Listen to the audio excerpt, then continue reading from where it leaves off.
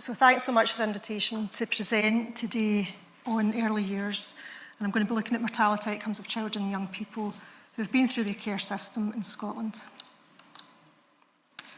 So there are currently around 12,500 children and young people in care in Scotland, but there have been many more who have been through the care system. And the reasons for entering care are varied, but many children and young people will have faced considerable trauma, adversity and stress. For some, being in care is a positive experience compared to the alternative of not being in care, and it can lead to improved outcomes, but for others, they will experience poorer outcomes affecting relationships, education and employment opportunities, as well as physical and mental health outcomes. Studies have also shown that there's a risk of increased early mortality in children and young people who have been in care, both in young adulthood and in later adulthood. And a recent review of studies found that overall there was around a 2.5 times risk for all-cause mortality, with study-specific estimates ranging from 1 to almost 6 times as high. And for suicide, this risk was more than 3 times. So high risk of mortality, even higher risk for causes like suicide. So those studies are relatively few and far between. Certainly there hasn't been much work done on this at a population-wide level in Scotland and the UK. So the aim of this study was to examine mortality outcomes of a cohort of care-experienced children and young people across all of Scotland, specifically aiming to look at a direct comparison of mortality rates to children and young people without experience of care.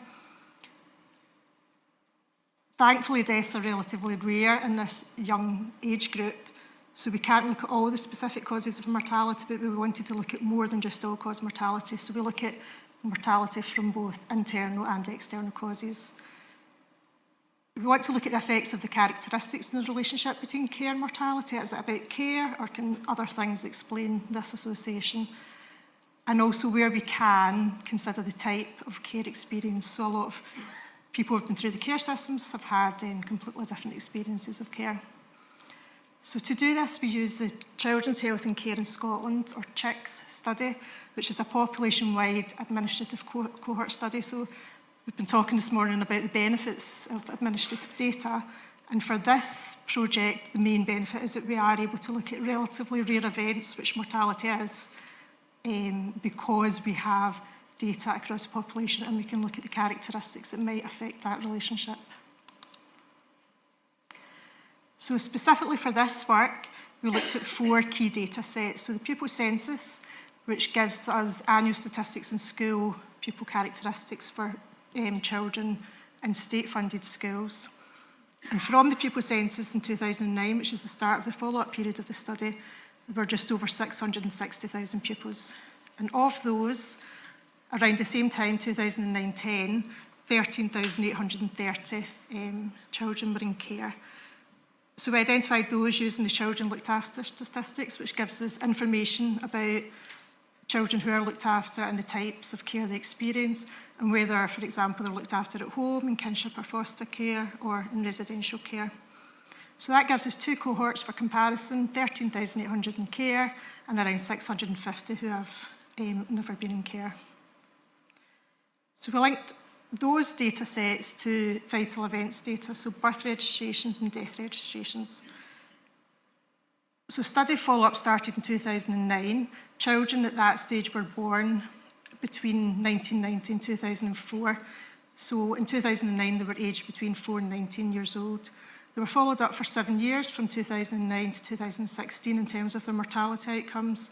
And by the end of the study in 2016, they were aged between 11 and 26 years old. Each of these data sets can give us different information about the characteristics of the children. From the pupil census, we used data on area of residence to give us a measure of deprivation at the start of follow-up in 2009. And there was also a measure of whether children had a disability or not. So it's quite a simple measure, but it gave us an indication of disability in the populations. From the children looked after statistics, we've got information about type of placement, length of placement, and there's also another sort of more descriptive variable on main disability. So it does break down the type of disability, but that's only for the care experienced cohort. From birth registrations, we got area of residence at birth, so we were able to look at deprivation at the time of birth, also maternal age and parental employment status. And from the death registrations, we get the age at death, the area of residence at the time of the death, and then the underlying cause of death. So to compare the mortality outcomes in both cohorts, for those with no experience of care, there was 746 deaths among the 650,000 children, and that's a percentage of 0.11, so quite a low percentage, relatively rare, but still more deaths than you would like to see. For the care experience cohort, there were 78 deaths, and this was a rate of 0.56, so again, seems quite low, but it's 5 times that of the cohort without experience of care. Leading causes in the care experience cohort were suicide, accidents and diseases of the nervous system, so that included things like epilepsy, cerebral palsy. Of the deaths of care experienced children, 6 to 8 were due to external causes. So external causes are the causes related to things like suicide and accidents, and that's in comparison to internal causes, which are more illness and disease related. So there seemed to be more prevalence of external causes in care experienced children. So we calculated age standardised mortality rates of the 2 cohorts. So this takes into account any possible differences in the age structures of the 2 groups. So the age standardised mortality rates are calculated per 100,000 person years. So in the cohort with no experience of care, rates were about 16 per 100,000 person years, but in the care experience cohort, rates were about 6 to 8. So again, we're seeing that sort of 5 times difference. We show confidence intervals and they reflect uncertainty in the rates that we measured. So the intervals are wider for care experienced children, being the smaller cohort. But it's useful because it allows us to then compare mortality rates by different characteristics of the cohorts. So in terms of sex, there's slightly more males in the care experience cohort than in the cohort without experience of care. Generally in the population, and what we see here in the cohort without experience of care, is that mortality rates are higher for males than for females. But when we look at the care experience cohort, there was no differences between males and females. They seemed to be slightly higher for males, but again, the difference wasn't large enough to be statistically significantly different.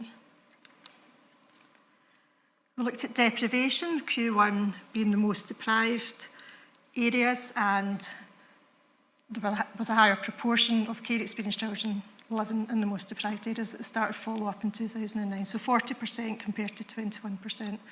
But within the cohorts, there doesn't seem to be much in the way. So at this age, relative inequalities in mortality tend to be lower than they are at older ages, and we don't see any differences in either cohort, within cohort. And then we looked also at disability. So this was our measure of yes, no had a disability in the pupil census. And we see that for all children, mortality rates were higher in those who had a disability. So that's in both cohorts. There is a higher prevalence of disability in the care experience cohort, so 8.5 compared to 2.2 in the cohort without care experience. But what we see here is that there's no difference in the death rates for children with a disability. So whether you have a disability and your care experienced or not, death rates are about the same. Where we do see a difference in terms of disability is in the group without a disability. So if you're not care experienced, you don't have a disability, your age standardised mortality rates are fairly low. But if you're in care experience cohort, you don't have a disability, they're higher than you would expect compared to not being in care. So that was looking at some of the characteristics individually. We could calculate a rate ratio, which gives us the difference between the cohorts. So we compare those with care experience to those without. And it also allows us to take into account those characteristics and whether they can help to explain some of the difference that we're seeing here. So a value of above 1 means that rates are higher in the care experience cohort. So the unadjusted or crude rate, so just looking at the association between care and mortality, rates are about 5 times as high. If adjusted for age and sex and deprivation, those rates, or the rate difference, lessens slightly, but by no means does it explain the excess that we see. But when we account for disability, that seems to explain more of the excess than age, sex, deprivation. And if we additionally adjust, so in terms of birth characteristics, there's not much difference within the cohorts, and it doesn't seem to explain any of the difference in the all-cause mortality rates. So this is for all-cause mortality. We can break it down looking at internal and external causes. So in terms of internal causes, rate difference of just under 3 times as high before adjustment. And then when we adjust for age and sex deprivation, and then in particular disability, we can see that that measure of disability can help to explain the difference in internal causes. But when we look at external causes, we can see the rate ratio is much higher. So risk of death from an external cause, if your care experience is more than 8 times as high. And adjusting for all the characteristics of the cohort, I explained it a little, but rates still remained at more than 6 times as high. So disability seems to be quite important, but like I said, the measure from the pupil census is quite simple. We can break down disabilities, but only for children in care. So of the 3,830 children in care, 1,800 had a disability, so around 13%. And for around 2/3 of those children and young people, the main disability was known and recorded.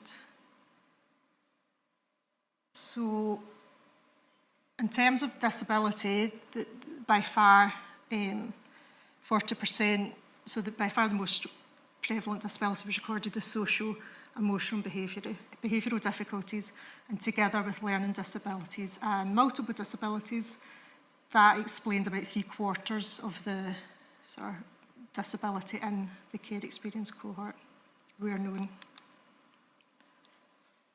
We also wanted to try to look at whether the types of care experience was important.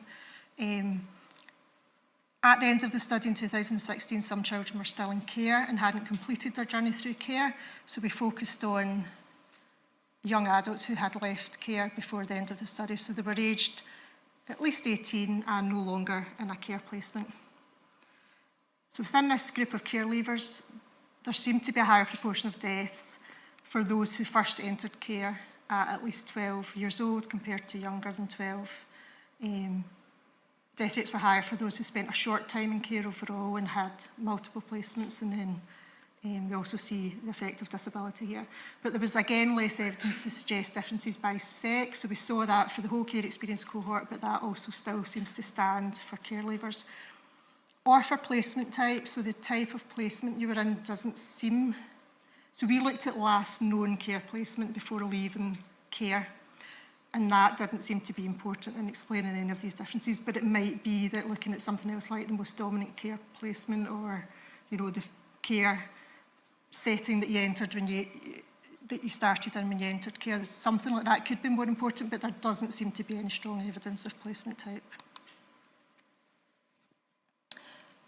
There was an interaction between length of time in care and the number of placements, whereby if children had had a lot of placements, but they did so over a long period of time, so 3 or more years, mortality rates didn't seem to differ too much. But if children had a lot of placements over a short time, so they were in care for a short time, had loads of placements, the mortality rates increased with increasing number of placements. So there's something there about instability in care.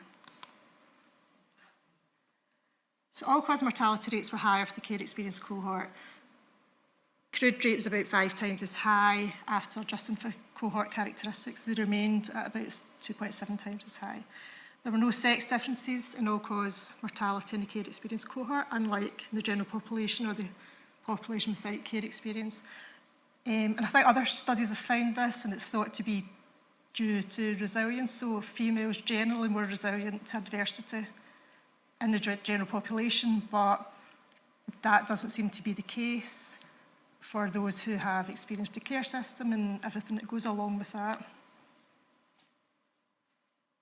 All-cause mortality rates were higher for all children and young people living with a disability. Children in care have a higher burden of disability, but there were no differences in all-cause mortality rates between the cohorts in terms of if they had a disability. The difference between the cohorts emerged when we looked at those without a disability, so higher, much higher than you would expect in the care experience cohort for those without a disability. We were able to explain excess mortality from internal causes by looking at some of the characteristics of the cohorts, but not from external causes, which remained at over 6 times as high. So further work's needed to understand factors related to the increased risk that we see in external causes. For example, looking at things like entry to care, placement instability. We looked at disability, but it might be that it's got something to do with more complex medical histories. We know that young families and young children families driven into poverty are more likely to end up in care, and that would have a tendency to affect people from more disadvantaged backgrounds, so potentially increasing inequalities. This isn't about the care system, it's about kind of life experiences, but the care system, you know, for some children can provide scaffolding to help support, but because care experienced young people are not a homogenous group, it can't support everyone equally, so some people will need more support than others. And just to thank co-authors, we've got some great people in our advisory group, funders. We've got cohort profile paper, which explains the data and the data linkage in more detail, and a recent report which looks at some other health conditions, so chronic conditions, mental health conditions. Thank you.